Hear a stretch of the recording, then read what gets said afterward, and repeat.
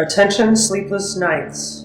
Thank you for consuming this OSI 74 product broadcast, live from the Black Knight satellite. For optimum performance and safety, your host, Mr. Lobo, asks that you please listen to these instructions carefully. When in a hospital or other healthcare facility, observe the restrictions on the use of electronic devices. Switch off before boarding an aircraft to prevent interference with communications systems. Do not operate this device in the presence of flammable gases or fumes, chemical plants, or where blasting operations are in progress. Always listen hands-free while driving a vehicle.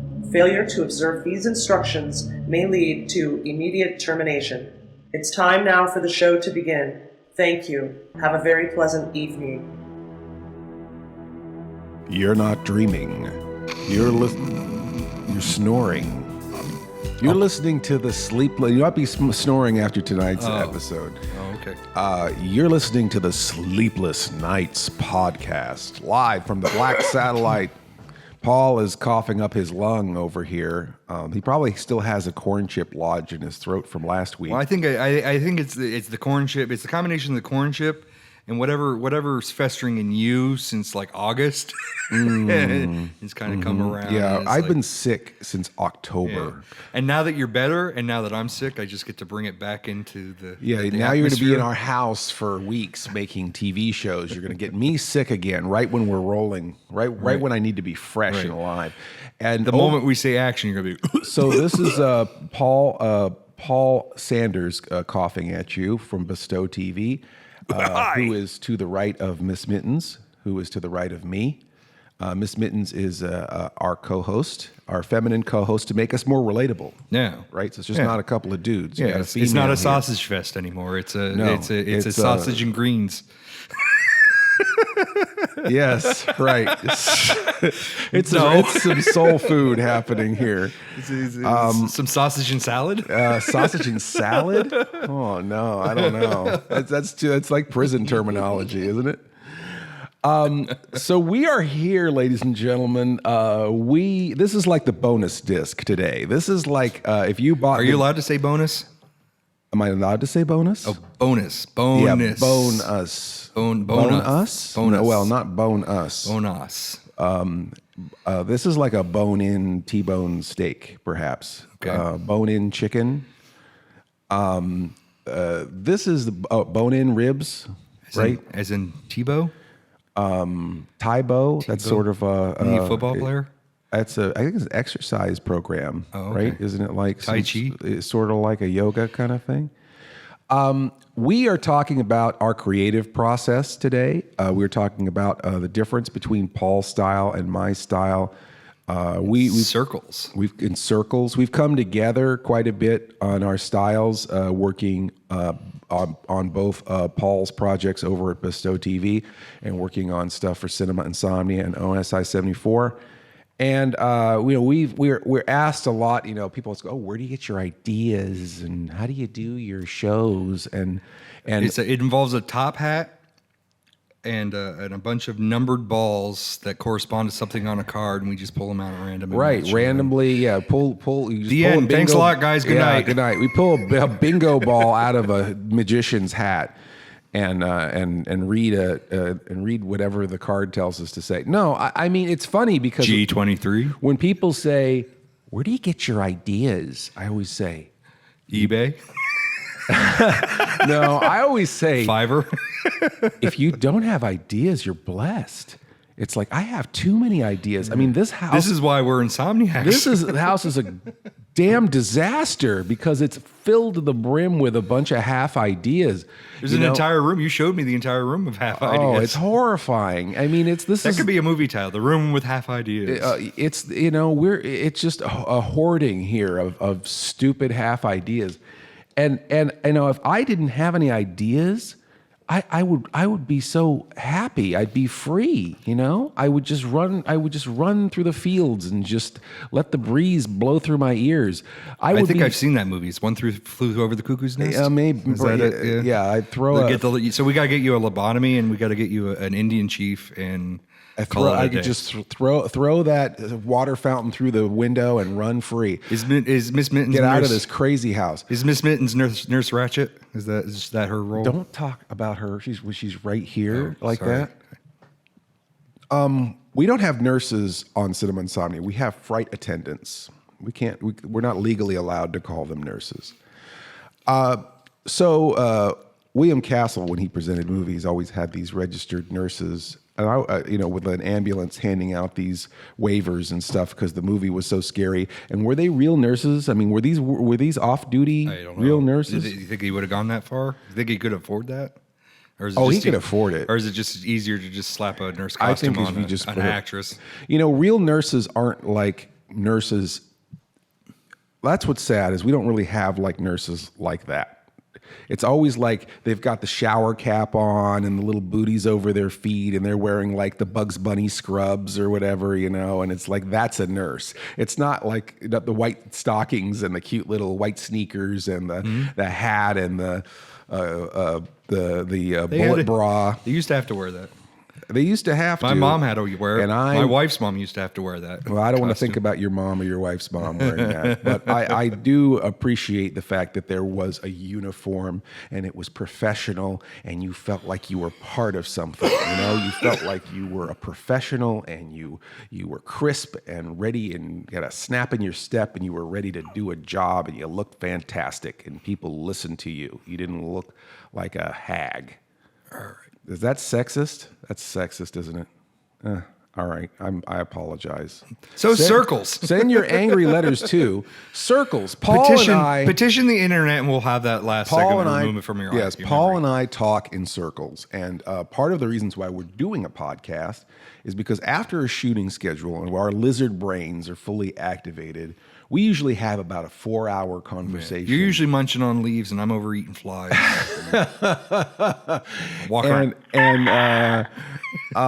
And somehow, it's always 5 a.m. when we finally collapse. And we thought, we should have recorded this. It's usually, what time is it? 5 o'clock. And then we talk a little bit and it's like, oh, well, we should really get it. Or what time is it? 1 o'clock. Oh, we should probably, call it quits or whatever. What time is it now? It's like 5 o'clock. It's like, it's only been 5 minutes, and all of a sudden it's like 4 or 5 hours go by. Clever. We thought we were clever. We think we're clever. That's the problem. We're really full of ourselves, and we think that everything we say is solid gold. So we thought solid gold shit. We decided that we would, Paul. We can't say sorry. We can say sorry. Poo poo. We just can't solid gold. Say poo poo. Dung. What's solid gold and rings like a bell? Dung. I don't get it. I don't get it either. So. We are talking about how our crazy thought process, and the fact that, if you don't have ideas, don't make a show. Don't get into entertainment if you don't have any ideas. Gosh, do make some money. Do something that's going to get you somewhere. Don't be an artist or an entertainer if you don't even have ideas. Anyway, we have a lot of ideas. And a lot of those ideas go in circles, and that's kind of what we're going to be talking about. Well, today, I think they feed each other, right? Well, it's those things that I think the bit that we're going to work on is a bunch of things that are unrelated and end in a circle. Yeah. I mean, I guess that's kind of an idea too. I guess that's the idea. And I guess, there is a holistic sort of interconnectedness of all things. I mean, I know we want to get all Dirk Gently on this. We talked about 2 different things that resulted in our circular thinking that was really big. Like, holy crap, how did our day end this way when it was completely different? Yeah. One thing's we're going to keep off the record because it's going to go on to it's going to go into the show, go into Cinema Insomnia. But this bit, we decided, let's put this on the podcast and it is freak some people out. It is interesting. Yeah, we're going to blow some minds tonight if you're ready, ladies and gentlemen. Blow. No. Oh, minds. If we turn the lights down low, and perhaps, consume an adult beverage, perhaps imbibe in illegal substances, and really, get Timothy Leary ready to blow your, Hunter S. Thompson, weirdo, gonzo brain. Timothy Leary was on Second Street, right? Second City. He was on Sesame Street. Sesame Street. Yeah, I think so. I got the two things. He was I on think you're Second thinking City. of Eugene Levy. Oh. Who I don't think ever did LSD That you know of. that I know of. Because if he did LSD, he probably would have ended up on Saturday Night Live. Ooh. Oh. Wah, wah. So, Mr. Lobo and Paul Sanders and Miss Mittens, we are going to take a short break, and we're going to be back talking about Paul's Circles. creative style, my creative style, and circles of thought, circles of life. Run for your life. Mama's coming.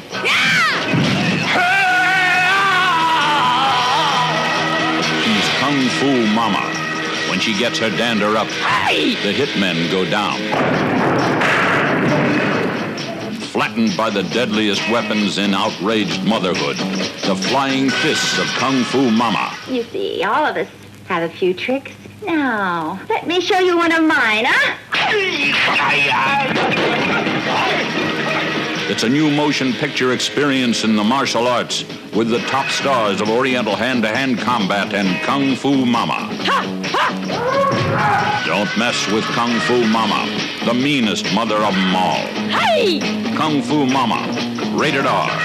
Under 17, not admitted without parent. We're back with more of the Sleepless Knights podcast, brought to you by our new sponsor, Camp Crystal Lake Drinking Water. It's slasherlicious. Yeah, I mean, it tastes like it definitely tastes like a little bit of a toxic waste with a hint of Voorhees. Little bit of drowning special needs kid. Can we say that? I don't know if we could say Ooh, is special that too? needs. Is that might not be- nice? Can we check, Miss Mittens? Is that too far? Okay, that was too far. Can we strike that? Yeah, from we. the- from the I think canon we'll of- have that of the podcast? petitioned and we'll have that removed. But just for legal reasons, it's Voorhees with a Z. Yes, and it's not Jason from the movies. It's Dollar Store Jason. Correct. Dollar Store Jason is a me while I die. lot like regular Jason, except that he wears he's wearing like the painter coveralls that you get at Home Depot, and then he's got like the plastic machete or plastic axe with the fake blood Usually inside of it. the little The little cheap hatchet. the hatchet. Plastic that's it. hatchet, and it's got like the fake blood that oozes inside the blade, so that when you shake the blade around, it looks like Oozerific. Yeah, and then it's glow in the dark, and then Yeah, he's got the it's so glow- that you can sneak up on people in the dark and never be noticed with your glow in the dark, Nobody hatchet. would know. And he's got the glow in the dark hockey mask too, but Right. it's not a real hockey mask. It's like a plastic pantomime hockey. You wouldn't mask. even find that circa 1975 No, hockey. it wouldn't protect you from a puck to the face. That's for sure. Yeah, what the puck? But he's got the glow in the dark mask and the painter smock and the cheap plastic. So if you see that character in your grocery store, you're at the display of Camp Crystal Lake Drinking Water, and so we thank them for our new sponsor. We no longer have our corn chip sponsor, which is good because these guys are not taking a piece out of the. Not taking. Well, they're taking a piece, Well, yeah, but not financially. not financially. But they're Let you fill in the blanks. They're not they're not going to be putting any copyright claims on this podcast, but Paramount probably will. Well, no, that's why we spelled it with a Z. Yeah, I mean that's why they spelled it. With I know a that's Z. why they spelled it with a Z, but that might not stop Paramount from Right. from trying to monetize our podcast. Crystal Lake. I mean, there is a Crystal Lake in Crystal New Lake Jersey. exists. So maybe they'll be the ones that are coming after us. They're the ones that they.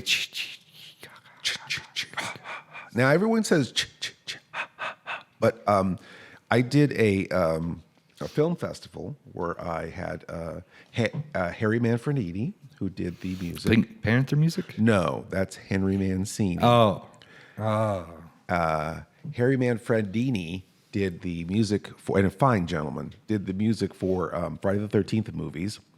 And Adrienne King, who was the last girl, we did like a mystery science theater kind of, where we talked under the movie, and I interviewed them.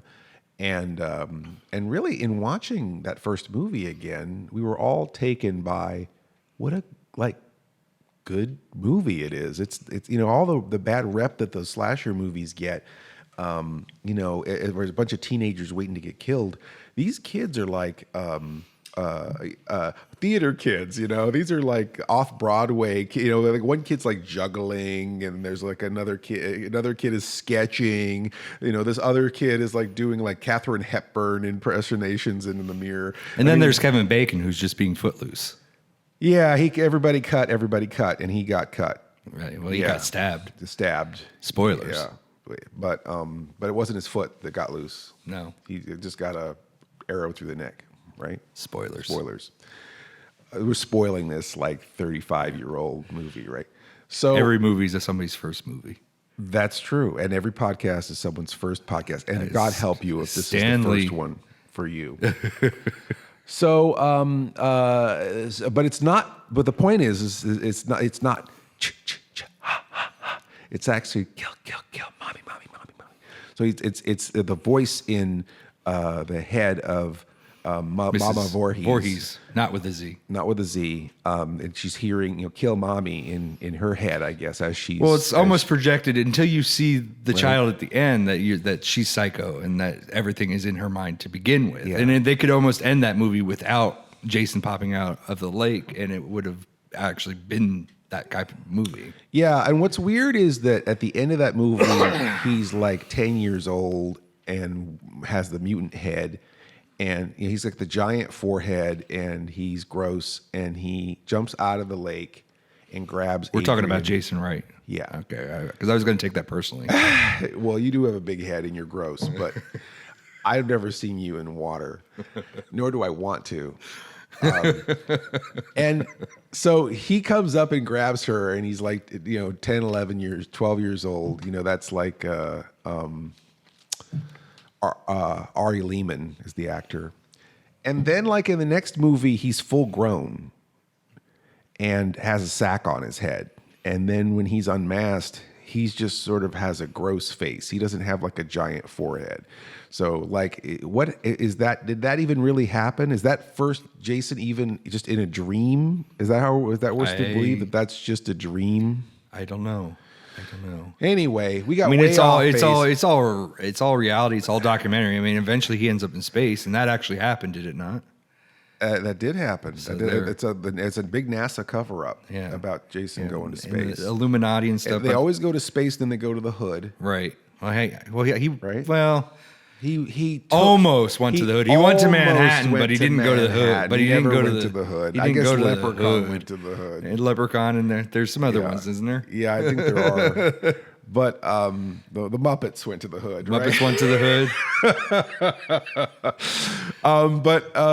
Anyway, we're talking about, I guess, the creative Circles. process and circles and talking in circles. And that's a good example of how one thing leads to another and leads to another. That's kind of, part of our styles.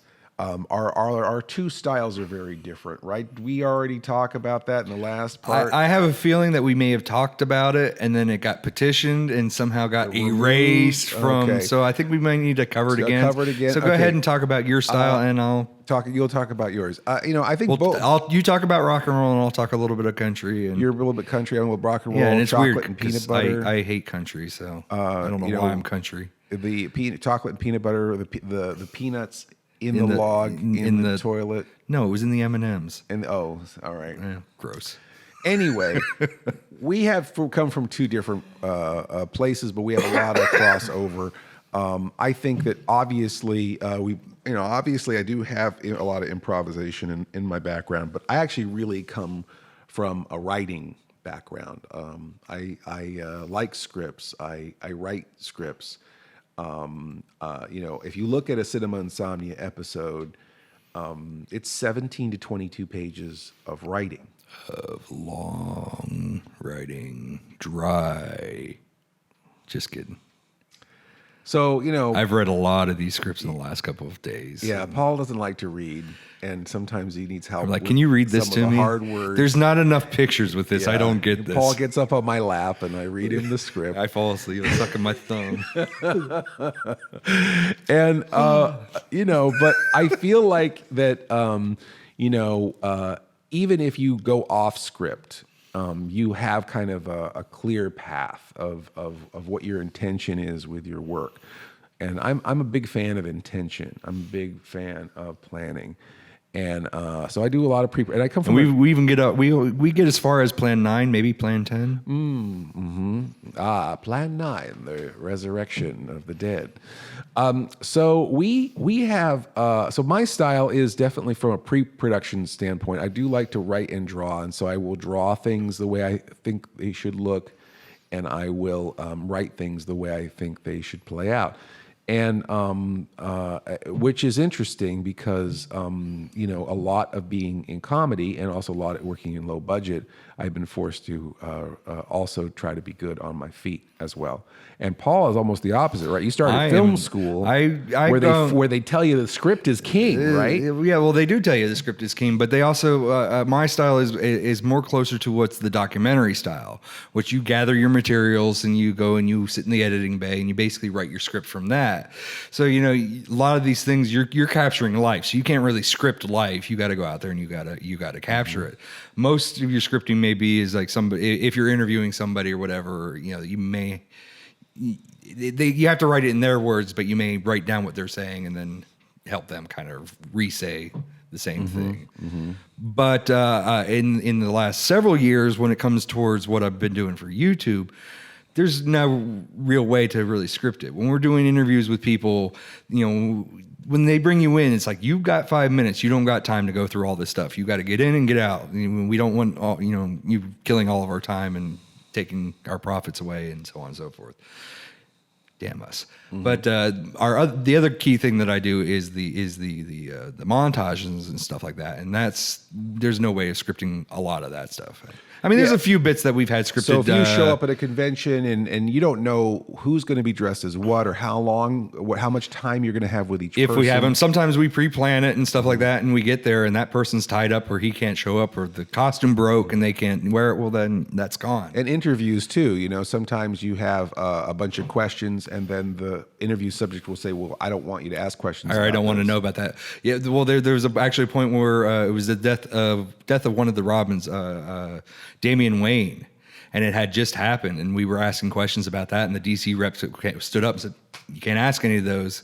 And then Tommy's like, he's crossing things off his list because we can't talk about any of that stuff. Because, I think at one point in time he said he said, the internet's calling you child killers and they don't want to be labeled as child killers. Yeah. This is fiction. They don't want that label of something that's not a real character. Yeah. But then you also have to be on your feet. Where I've been at Comic-Cons and we walk into a celebrity and they play along and they participate. I can't present them with the script. They're like, no way, get out of here. And they leave. Yeah. And my style is also a very visual style and stuff. So it's a very, very specific way that I shoot, the specific way that I look at it. And then when it comes back to editing, then there's that specific style of editing that I bring to it as well. So it's just a lot of on your feet. Yeah. But I'm not saying that not everything's scripted, because we did that cosplay from hell, or my cosplay came from hell. And that was scripted. That was the piece that I sent you the script. Right. I had a bunch of people gathered up beforehand, but that was like 30 seconds, a minute of the actual piece. And the rest of the piece was everything that we shot from the hip. I mean, sure. these people come from around the world. You got to be ready for anything. And really, on Cinema Insomnia, there is a lot of improvisation too. Like Horror Party Beach. If you watch that episode, it's like a 50-50 split. It's like half of it's written and half of it's on my feet, on our feet. So that's the Paul likes to make things up as he goes along. I like and then to pretend they didn't happen. I like to have a plan, so pretend it does happen. And pretend it does happen, and but of course, every plan, 50% of it usually fails, and you have to be ready with something else. Right. And so this is what we're talking about, but we're also talking about how this mindset of also being connected with everything, and how you're always looking for an opportunity or a connection to create. That also brings this weird world of where you're seeing all these things connected and things come back around and feed into each other, and one creative project becomes another, and et cetera, and et cetera. And that's what we're going to talk about a little bit, or even more so, back. is things that you don't see until the end, and then it becomes connected. Right, and I'm sure everyone has that moment too, where you're thinking you're doing something that's totally unrelated, and then you're like, whoa, this is this thing that I just learned about, and now it's important for me to know this thing and why. So anyhow, again, please indulge us. We're talking weird, but again. You wanted it. You asked for it. And now you got it. Now you got to suffer. You're gonna have to sit here. We suffered for our art. Now it's your turn. Now it's your turn to suffer. Mm-hmm. That's right. So we'll be right back with more suffering. The fine family-run space for oddities, collectibles, retro kitsch, antiques. Don't you mean eclectic crap? We like to say one-of-a-kind items, Paul. Area 707. That's Area 707, located inside Cackleberry Antique Mall in Paradise, Pennsylvania. Please visit our Facebook page, facebook.com/Area707PA. That's facebook.com/Area707PA. Come see us. There's Cinema Insomnia merchandise there too, and eclectic crap. That's right, at Area 707.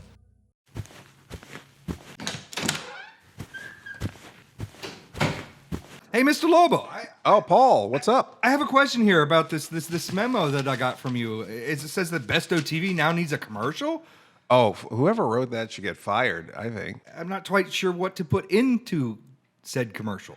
For Bestow TV, I mean, you just talk about your channel. Like creative continuity and its sister show, bonus content? Right, all the convention culture and the interviews with celebrities and all that stuff, sure. Well, I guess I could also mention the cosplay montages, costumes. Costumes, right. Astonishing cosplay montage set to an epic soundtrack. I guess there's Convention Rewind, too. Those are great. We've run those on OSI 74. So I guess that's all I need, so I guess all I have. Are you sure? Because I think there's one other show that you produced for a Bestow. I don't know what you're talking about. With Mr. Lobo.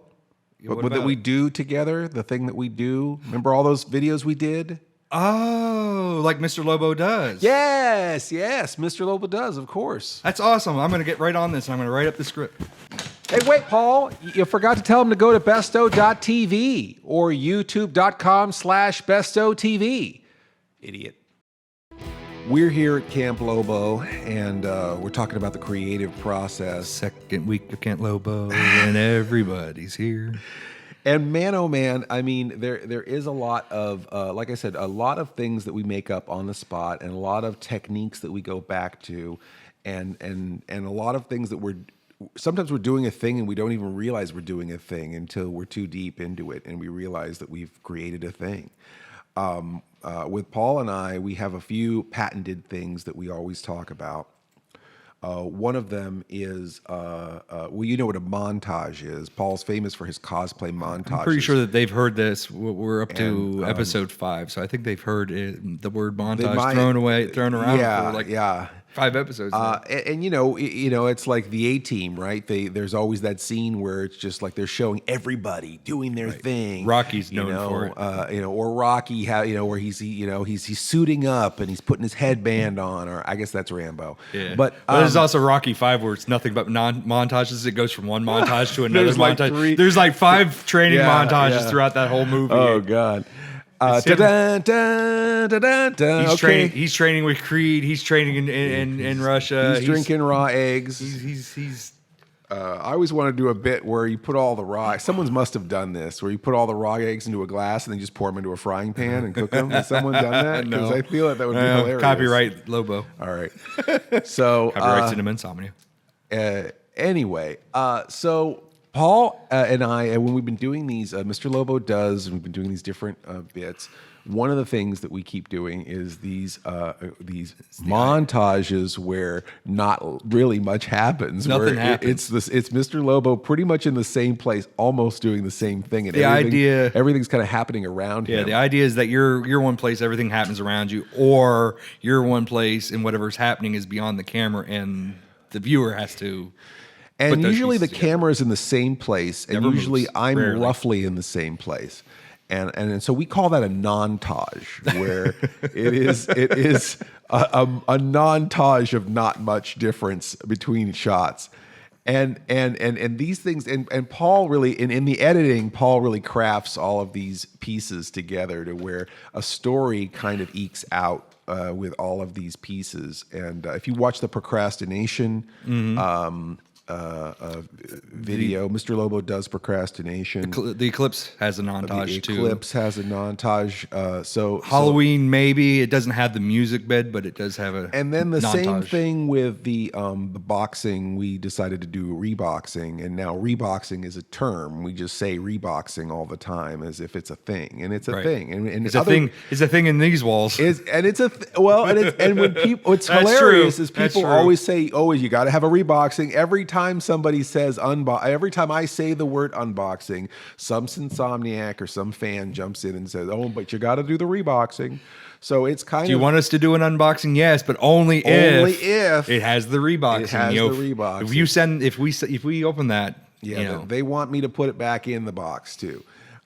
So we have kind of things that we do, and one of the things that Paul does is, again, this sort of unscripted, spontaneous, free-form jazz of filmmaking. That Mr. Lobo does is kind of the mesh of the two skills, because sometimes that's part. Usually, it's an idea is thrown out there. Either one of us throws out an idea.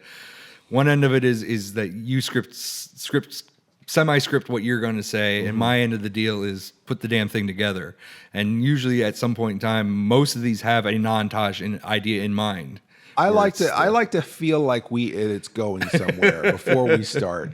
I very rarely, except for the unboxings. I mean, the unboxing we kind of don't really know what we rehearse. We don't know what's in the box. We rehearse up to the box. Don't actually open the box. Kind of play with an idea. If there's a gimmick or whatever, we play with that gimmick. So and sometimes I have an exit strategy where it's like, okay, once I do this and put everything back in the box, I'm going to close the show like this. Right, and the rebox is usually scripted too. We pre-plan how it's going to be reboxed so that we're not regurgitating the same idea over and over and over again. It has a new aspect or something that will be funny. So we try to at least have some ideas present before we start rolling.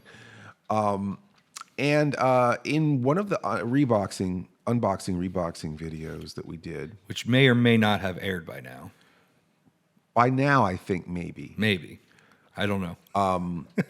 We're time travelers, so you have to pardon our jargon. It may or may not be on YouTube. Jargon. It may or may not be on YouTube at this moment. But if it isn't on YouTube, it will be coming to YouTube soon. If it is on YouTube, congratulations, you've got a present from the future. But we were sent a box by one of our fans, and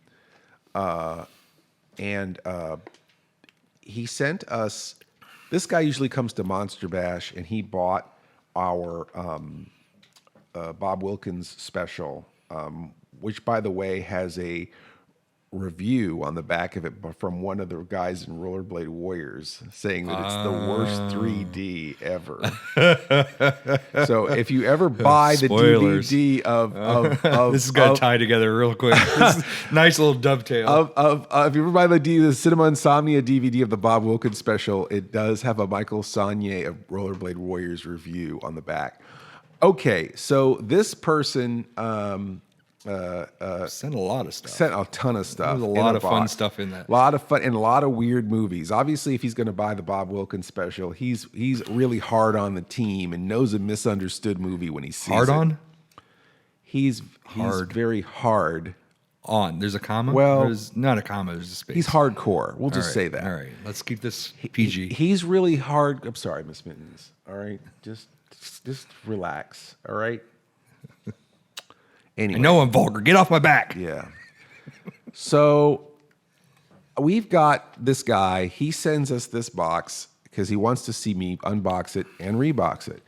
And he sent some weird jungle movie, Cannibal Jungle, I think, was one of the movies.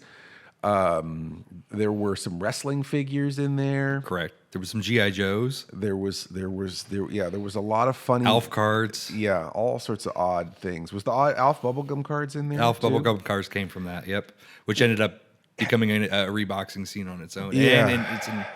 Well, no, it got caught. It was in procrastination, It's but it got mentioned caught. in the Pepsi right video, and it got cut from procrastination. But you can see where it is because the sticker is still on Miss Mittens. And yeah, one of the things we got, and I feel Sorry. like, in my line of work, I've heard it all, I've seen it all, and that's actually not true. There are so many movies out there that I've never heard of, which makes my job exciting because my fans are so great. They're always introducing me to movies I've never heard of before, and we got this movie called Pocket Ninjas.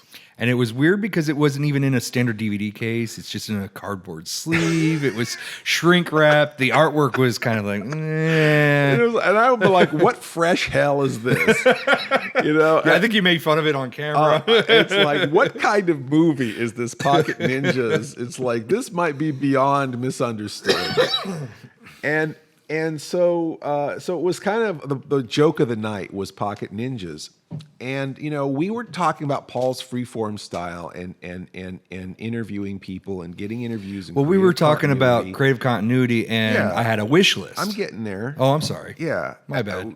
And so we were talking about, shooting, and it was funny because a lot of what we were talking about was about our styles of shooting and how I would want to, if I was going to interview somebody, I would want to be really prepared for that. Right. And sometimes you can't be as prepared as you want to be. Right. You need to at least read the wiki page Yeah. beforehand. Yeah. And Some of those interviews were harsh. So Paul and I were trying to do, again, as two creative people coming together and working out our styles, we were both going through things we would want to do on our very respective shows. And Paul had a wish list of go ahead of people. So, yeah. No, a hit list of I interviews. can go to the Say This now? Yeah. Now, I had a wish list. We were talking about Greg Hildebrandt, and we were going over some of his arts, and I said, that he's an easy... He's one of the Hildebrandt brothers. He's one of the Hildebrandt brothers. Who did the Star Wars Correct. poster. The most famous Star Wars poster you could probably ever think of. Luke holds the sword over his Leia with head. her arms wrapped around his leg. He did a lot of like the Lord of the Rings stuff that people would recognize, so on and so forth. Long history between the two of them. His brother had since passed, but Greg is still marching on, and still beautiful work. And it's someone that you've met that you'd love. It's someone I met. It's someone that I work closely with a person that's related that's in relation to him. So I'm like, I think he'd be an easy get for us to do an interview. Mm-hmm. And then the other one was like, well, through him and through the same person, we could also do Kevin Eastman, who is the co-creator of the Teenage Mutant Ninja Turtles. Teenage Mutant Ninja Turtles. Teenage Mutant Ninja Turtles. Teenage Mutant Ninja Turtles. Turtles in a half shell. Turtle power. Okay. So yeah, so I said, well, these would be easy get. Yes. And I'm not sure how we were talking about that, and then I think you were going on a different tangent where we were talking about heavy metal. Yeah, and it called back. And I had known that the heavy metal was owned by the guys who owned Teenage Mutant Ninja Turtles. Right, because I said he had bought Teenage Mutant, or he had bought heavy metal at some point. And I guess I guess my point of view is that you probably would have a lot of questions for him about the Turtles. Whereas, when I saw Teenage Mutant Ninja Turtles in a comic book shop in the 80s, I was not entirely impressed with the art, and they were mimeographed. It looked real like homemade, kind of like crapola. And I remember thinking, I'm not going to buy this. And I thought, God, if I had that thing in my hands, if I bought one of those mimeographed Ninja Turtle comics in the 80s, we wouldn't be sitting here talking about this. All the big comics of the 80s I was not impressed by. Watchmen, I wasn't impressed by. Anyway, I obviously have no taste in comics. But heavy metal was one of my favorites. So if that would be something I would want to interview him about. And then I was curious whether he had anything to do with that horrible heavy metal sequel, which unfairly was a sequel. Right. Because there was a video game, Heavy Metal FAKK2, and the video game, I guess, was popular enough to where they were doing an animated movie based on the video game. Is it that way or is it the other way? I think so. Right. Please correct me if this is not how Now, the this movie's transpired. 2000, correct? It's And then they decided, they switched it up, and in America, because this is in England, the game, in America, they released it as Heavy Metal 2000, which seemed as a direct sequel to the 1981 film Heavy Metal, which is a very favorite anthology animation film of mine. And the Heavy Metal 2000 features Julie Strain, right, which I had pointed out was his wife, was Kevin Eastman's wife, and then I said would make sense that she would be the lead role. And then I'm thinking, oh wow, so he just like put his wife in this lead role in this movie, and that really explains why it's terrible. It's like an animated Ed Wood movie, right? So there's a lot of reasons why Heavy Metal 2000 is rough, because the first one has so much going on, and it's an anthology with so many stories, and then this is basically the Tarna story from the first just movie. One story for 2 hours. For 2 hours and not animated very well, and it's just rotoscope. Not Julie animated Strain. well for even the era that it came out. You know, at least Heavy Metal 2000 came out what, 70s, 80s? The original Heavy Metal is 81. 81, and it was and the this cutting was edge for its time. And this was, of course, 2000s would probably be 1999 or 2000, 2001. Yeah, so and we it would was- have better. Yeah, and So maybe they were trying to emulate that 80s feel, I don't think so. but- I just think it was just done on a budget. And anyhow, so I thought if we do interview Kevin Eastman Kevin Eastman. I almost said or Smith. Kevin Smith, if we do interview Kevin He's a Eastman, good too. I would want to talk about Heavy Metal Magazine, but it would be hard not to talk about how horrible his wife was in Heavy Metal Right. 2000. But I would want to talk to his wife if she were there, because she's a scream queen and has been in like 100 movies, and that's directly relatable to cinema Insomnia, and my fans would want to see an interview with Julie Strain. So I wouldn't want to say terrible things about that movie. At the same time, wouldn't want to say terrible things about that movie. So, and I probably, to his face, probably really wouldn't say Right. terrible things about that movie. So we looked to see if they were still married and fell down a rabbit hole, which we'll talk about when we come back from the break. In 1931, the world was horrified by the motion picture Frankenstein. In 1935, horror turned to terror with The Bride of Frankenstein. In 1990, the makers of Basket Case and Brain Damage bring you Want a date? Frankenhooker. Jeffrey Franken has a plan. I just want to bring you back, Elizabeth. He has the ingenuity. I need female body parts. He has everything he needs, except the raw materials. Just hold still. Excellent. Oh my God. Bunyan!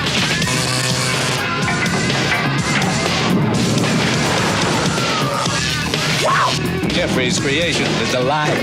Looking for some action? Oh, yeah. She's sexy. Want a date? You going out? I'm on my way home, but thanks anyway. And she's sutured to please. Listen, I'm looking for a very tall, attractive woman. She's purple. She's got fresh stars on her. She's in the bar. Now a motion picture like no other. A tender story of love and romance. Want a date? A gripping tale of lust and revenge. Frankenhooker. Incredible. Some assembly may be required. We are the Sleepless Knights of Insomnia, and we are back with our sponsor, Camp Crystal Lake Drinking Water. You know, I was drinking some of this during the break, and you know, this really has some sharp flavor. Sharp flavor, yes. I- yes. Mm-hmm. I'd like to say it has bite, but it has more like it's more like it stabs to the soul. It's got I'm feeling the stabbing pain in my chest right now. Well, that might be something Gas? else. That might be cardiac Is that a related. cardiac Yeah, you may arrest? have to. Do I have to call All right. 911? So Paul and I, again, this is after a jag. While we I think we filmed like 7 videos that day or something, or And 10 some, videos. yeah. And so we did a couple boxing, boxings and then we did reboxings, Lobos, and we did reboxings, so on and so forth. And a lot of them still waiting to be edited and put out. Unless they're out already. Again, because we're time travelers. Don't ask. And we get to Wikipedia and look up to see if Kevin Eastman is still married to Julie Strain. And then I go, well, they weren't, right? They weren't still married? Or they were, they are, have a arrangement, right? Where they like each other, but they're not really still married, or it was sort of complicated. It was a complicated mess. And I thought, well, maybe if they're still on friendly terms, we still might be able to, even though she's retired from making horror movies, it might be nice to get her, although it'd be great to have her act in something. It might be get to talk to her about her career as a scream queen. And so I decided to take a look at her filmography and the movies that she was in. And good Lord, gosh, if we had the time to go through the titles, do yourself a treat and look up Julie Strain's filmography. Half of them were like, "Is this softcore? Is this? You're right. Is ours is full hardcore?" And then with a title like that, and it was Zombiegeddon, and there's a whole bunch of them on there. And then she was in I think one of the Beverly Hills Cop movies and some things too. Naked Gun, 33 1/3. I mean, she's in a few things, but a few bigger movies. But mostly like these real run and gun kind of like low rent. What is it? Shot on Shitio? Is that how they say it? Kind of movies? I don't remember that. You don't remember Blockbuster? Did they know? What about film school? They didn't have Shitio. Well, Shot maybe. on Shitio. So can we say Miss Mittens? Can we say Shitio? I think that's really. All right, I think that's a specialized type of video, and I think you. Oh yeah. Yeah. Okay. Is that copophilia kind of film? Yeah, maybe. I don't know. So, Miss Mittens, I'm sorry. Okay, I'm just jokes. Just relax. Wow. Oh, man, it's gonna be. We're gonna have a long talk after this. A long drive home. Yeah.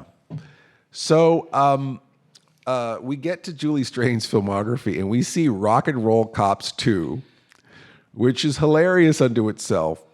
And we thought, well, wait a second, they made 2 Rock and Roll Cops movies? So then we clicked on Rock and Roll Cops 2. Which it's subtitled Rock and Roll Cops. Yeah, but what was Rock and Roll Cop 2 was they had a subtitle. It had a subtext. Yeah, and what was it? I don't remember. It was The Adventure Begins. Oh, was The Adventure Begins? Because we're like, if this is like Rock and Roll Cops, Williams? this is Rock and Roll Cops 2, but The Adventure Begins. Begins. Well, what the hell happened in Rock and Roll Cops 1? Yeah, the adventure hadn't started yet in Rock and Roll Cops 1. So then we looked up, and Rock and Roll Cops is just an alternate title for Rock and Roll Cops 2. So there really only is a Rock and Roll Cops 2, and we thought, well, that's funny to start with the second one. And I think eventually it said that when they released it to DVD, eventually it just became Rock and Roll Cops. And then it had Kevin Eastman as an actor in it, right? Correct. Yes. And then we're like, well, Julie Strain and Kevin Eastman were in this Rock and Roll Cops movie together. That's weird. Yeah. And they must be friends with the director or something. And then because the director, we noticed that she was in a lot of films similar by the same director. Right. So a lot of the films, the guy who directed Rock and Roll Cops 2, who was Scott Shaw, directed a lot of these really goofy sounding movies that Julie Strain had been in. And we're like, oh, well, they must all be buddies or something. That's a lot of movies for her to be in, made by this guy. And the artwork and the style of the artwork for the video boxes look really terrible. I mean, like junior high school project kind of cut and paste on some of these video boxes. Just a still of a scene in the video that they just put on. I almost feel like and just sort of like out of the box kind of fonts and stuff for the titles. And I think it did it say on it that it was a Zen film of Rock and Roll Cops 2? Because a lot of them did. I don't know if that's when we tripped over Zen Film, or if it was I didn't going notice down the it rabbit right hole away of Scott Shaw. So we go to Scott Shaw and we go, who's this director Scott Shaw? And we start reading his a filmography. I think this is where we get to or Zen filmmaking. Wikipedia, Right. And they said that Wikipedia and God, he made like 1 trillion movies. I'm like, how do you make this many movies?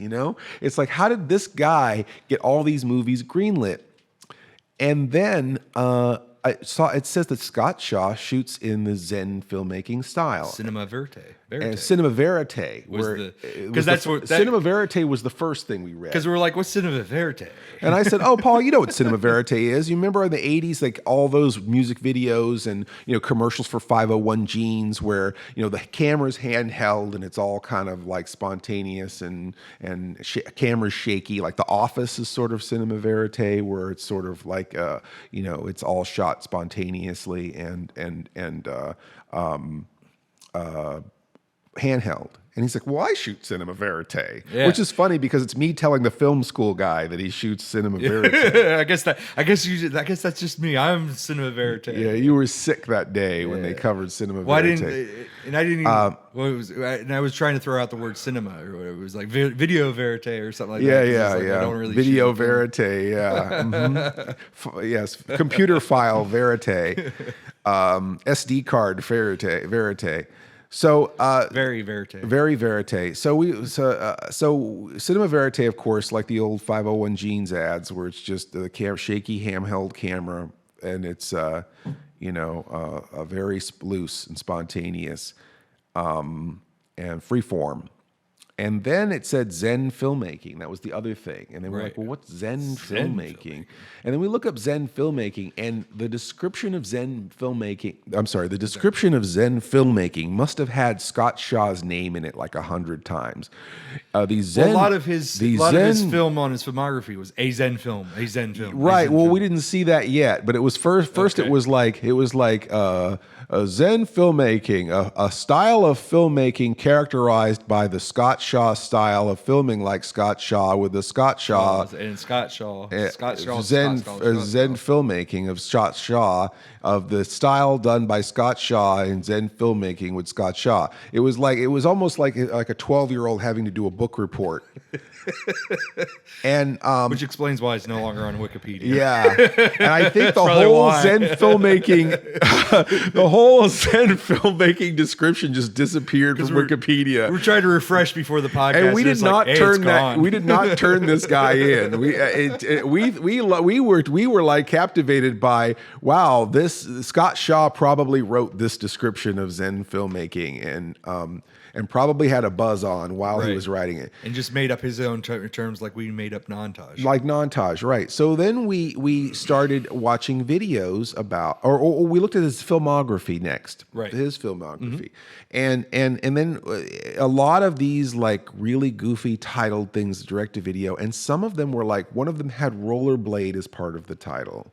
Right. And then I was like, oh man, this guy did some direct-to-video sequels to Rollerblade. Right. It's like, and that's not. And we kept saying, are these non-legit titles too? Where we're yeah, like, did he just decide to do it? Donald G. Jackson, who made Rollerblade Warriors and Rollerblade 7, those movies, and he also he died. Mm-hmm. He did Rollerblade and he died. So we were under the impression that maybe this guy just took over. And I thought that this guy just went, well, that guy's dead, so I'm just going to make sequels to his movies. Or, I kind of knew this guy, so I'm going to just sort of take on his work and make his movies. Right. That would be like if, since Ted V. Michaels died, it would be like if I suddenly decided to take on the mantle and make like 5 Astro Zombies movies by myself. You know what I mean? What are you doing next week? Yeah, let's do it. So that's kind of how I felt about it. I was kind of like taken aback because I really had a lot of respect for the Rollerblade movies. Are actually, I feel, are quite good. Mm-hmm. I mean, quite well done for that kind of movie. And then then we came to Hell Comes to Frogtown, the sequel, right? One of those. It was, what was it? It was a very catchy name. What's the character's name? Oh, from Hell Comes to Frogtown? Wasn't Jonathan Hell? It was like a Hellblazer pun or something like that. Right. I can't remember what the title was offhand. I wish I could remember. I guess we should have just sorry. Just but yeah, regurgitated. it was like part 5 or part 4, and it wasn't specifically Hell Comes to Frogtown. It was just a very catchy name that had frog in it, and we're like, is this related to Hell Comes to Frogtown? And it turns out that it was a sequel to Hell Comes Right. to Frogtown. And so we're like, well, wow, this guy's making sequels to two different Donald G. Jackson films. So it's like, did they know each other? Did he work on the original films? And then we found a YouTube video of them actually working together. And then we learned that those movies were Zen films. Yeah, that he had worked, that was his terminology. That was Donald G. Jackson's terminology was Zen filmmaking. Yeah. So it was kind of something that he keyed, and then the Scott Shaw kind of came in, and then they just basically built it together. Yeah, it's like they created a style together of shooting without a screenplay. That was the thing, and I actually feel like there probably are a lot of filmmakers that do Zen filmmaking, but they don't want to talk about it because in Hollywood, it's always like you have your screenplay and then it gets greenlit. And I think some of these guys, like, they write their screenplay, it gets greenlit, and then they just don't even follow the screenplay. They just go from the hip from that point. And we were like, I think David Lynch's stuff, some of his stuff is probably Zen, to where he probably had a script, but when he's filming it, he's just taking it wherever it goes. The Toad Warrior. That was what the Toad Warrior, because we're like, Toad Warrior, Road Warrior, what the, and then that was like with Toad Warriors, that happened with something to relate to Frogtown. Toad Warrior. Toad Warrior was the... It was catchy. It was catchy. And then the other sequel here is actually similar. So Paul is kind of a Zen filmmaker in which he using with the screenplay. We were watching the documentary where they were talking about it and how they pitched to Hollywood, and it's just basically how I described doing the montages earlier on, where you kind of have a loose idea of what you want to do, but you pretty much have to work within those parameters. So they have a basic, I guess, basic plot or basic plan. That was one of our questions, wasn't it? What was how loose? Yeah. Was there something, because you have to have at least something scripted. I mean, you have to be able to build sets and have costumes. So you basically, and the other thing is, I guess they work with all the actors and things too. So it's everyone kind of working together and hashing out what the story is. Everyone's sort of working together and hashing out what the story is. Which reminds me of a movie perhaps more like Spinal Tap, where it's documentary style, but everyone's a character.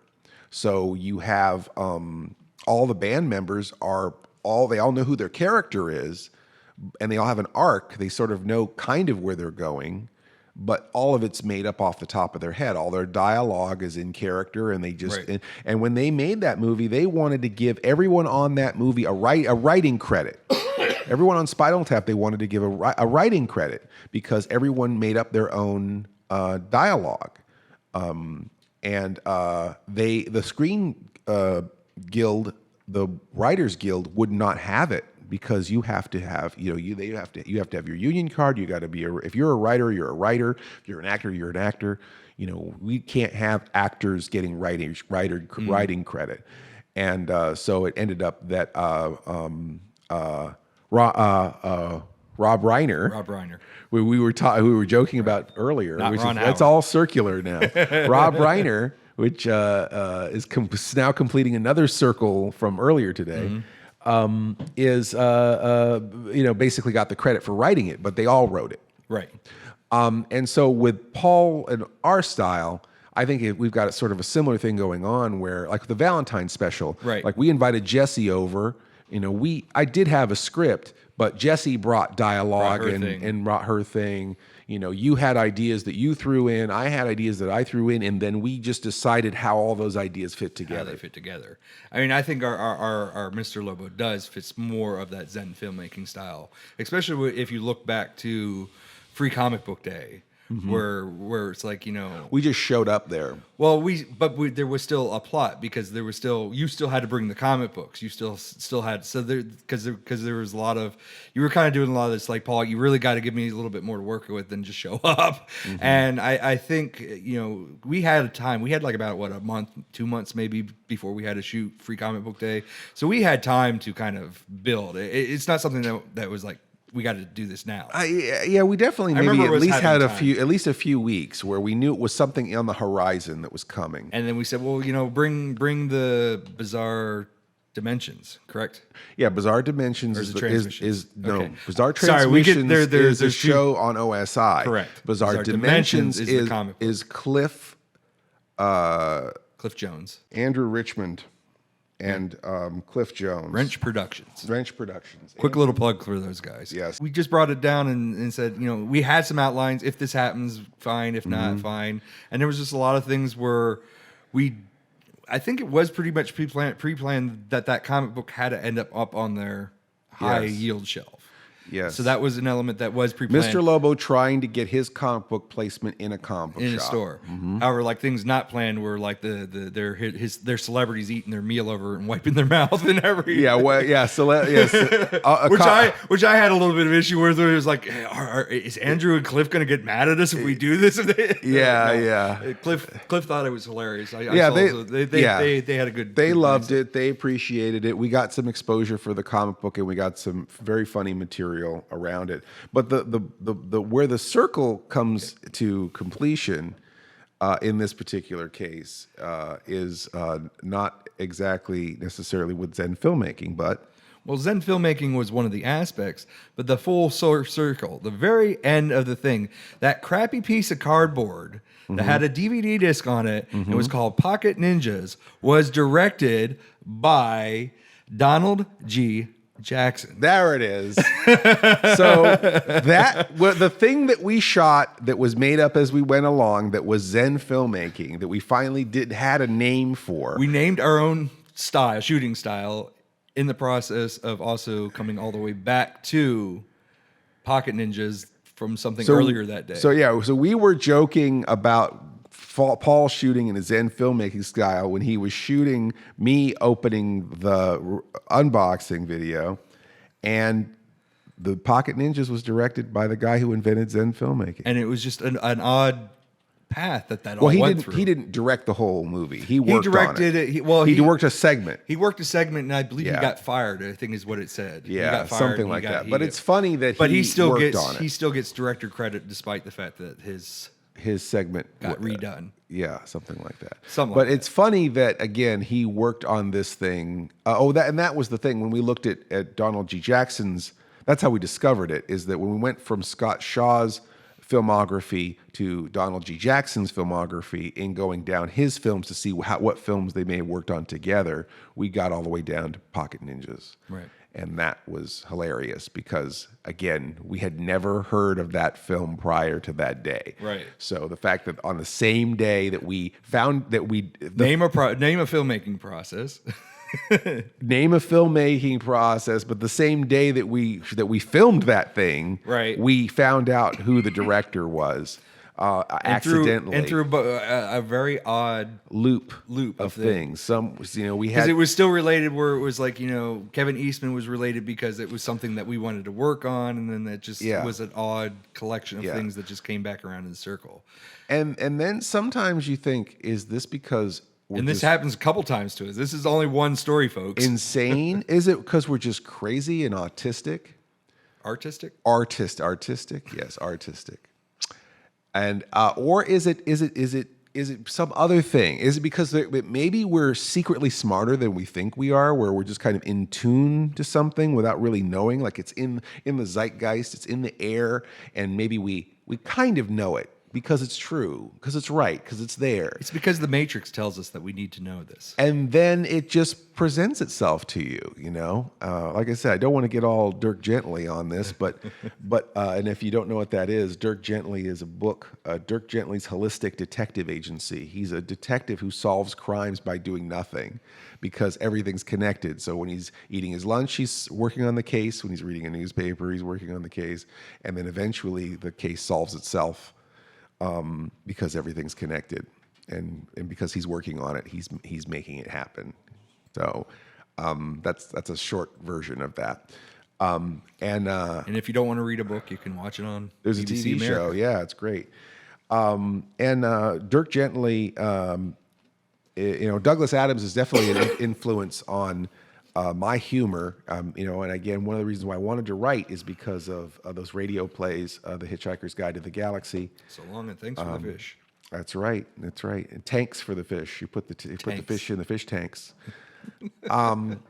And you've got all sorts of, it was satire, but it had a kindness to it. It's like the Mark Twain thing of why stab your enemy in the back when you can smother them with a pillow.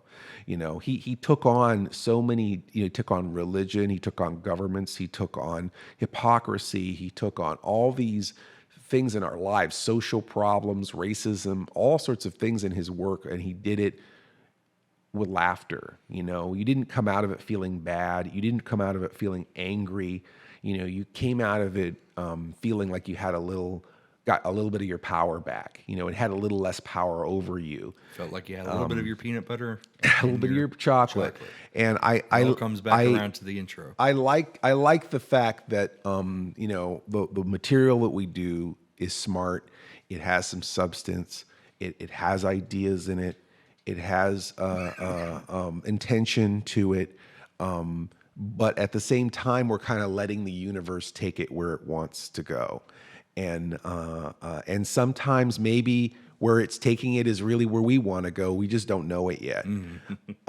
So that's kind of part of the creative process of the show, and I think you'll see some of that in some of these new episodes of season 16 of Cinema Insomnia, supported by you on Patreon.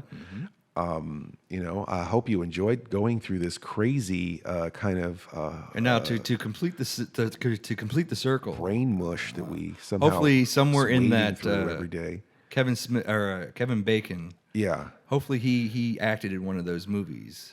Because it's 6 degrees. 6 degrees of bacon, and we just did 6 degrees of Donald, Pocket Ninjas. 6 degrees of Pocket Ninjas. So since we talked about Kevin Bacon in the beginning of the podcast, I had to bring it back to Kevin Bacon. I guess that's right. Well, and again, it is all about those 2 degrees. But I have no actual way to connect I think I'm it, 2 degrees from Kevin Bacon. Oh, yeah? Mm-hmm. Oh, yeah? Yeah, in a couple ways. I've had some bacon a couple days ago. Does that count? Is that what I'm smelling? I guess. Yeah, all right. I think the attendant was named Kevin. Does that count? He gave me the bacon. I don't know. I just think you should put your pants back on. All right. I think it's time to row this boat. Are we trying to sink this boat? All right. This is the Sleepless Knights of Insomnia. I'd like to thank you all on behalf of Paul, Miss Mittens, and myself. Please join us this time next week, or any time next week, perhaps. Same Lobo time? Same Lobo channel for the Sleepless Knights of Insomnia. You have been listening to the Sleepless Knights podcast, or should we say pODDcast. pODDcast. Emphasis on the odd. Our theme is by Mars Homeworld at Deadhouse Music. Our opening announcement is by Ophelia Necro. She does a radio show called Suicide Watch. And you could reach Mr. Lobo at cinemainsomnia.com, or find me on YouTube, YouTube/Mr. Lobo, MISTERLOBO. Mr. Lobo on Facebook, Facebook/MR.LOBO, or on Twitter, at Mr. Lobo, MISTERLOBO.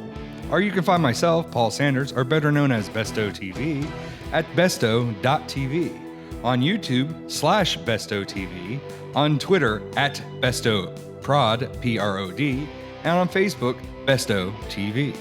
If you want to place an advertisement with this podcast, and gosh, why wouldn't you? We could be talking about you right now. Contact us, Mr. Lobo at cinemainsomnia.com. That's MRLOBO @CINEMAINSOMNIA.com. Or support us on Patreon. Patreon supporters get to hear this podcast before anyone else, and a lot of other great stuff, right, Paul? Sure. Doesn't get it better than that, right? So come join the fun at patreons.com/cinemainsomnia. That's patreon.com/cinemainsomnia. Please stay up with us next week for another Sleepless Knights podcast. Or should we say, pODDcast. pODDcast. The best thing about being an insomniac is never having to say goodnight. Good night.